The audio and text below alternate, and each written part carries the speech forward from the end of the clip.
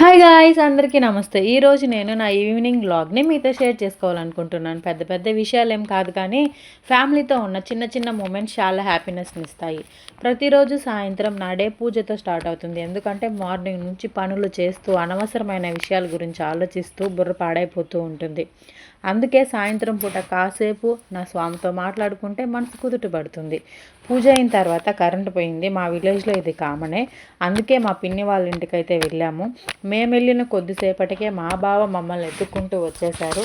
మా బావ రాగానే మా పిల్లలతో కలిసి కాసేపు క్రికెట్ ఆడారు. మా పెద్ద బాబు మా బావ ఆడుతుంటే మా చిన్న బాబు నా మీద కూర్చొని ఎంజాయ్ చేస్తున్నాడు.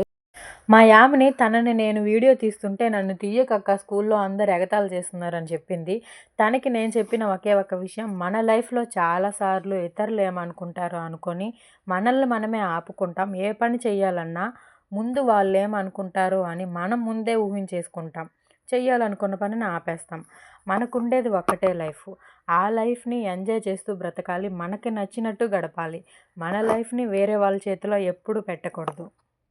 ఇక్కడ అందరు ఎవరి పనుల్లో వాళ్ళు బిజీగా ఉంటే మా తాత మాత్రం ఒక సైడ్ కూర్చొని మందు తాగుతున్నాడు. ఆయన్ని చూస్తే నాకు ఒక థాట్ వచ్చింది.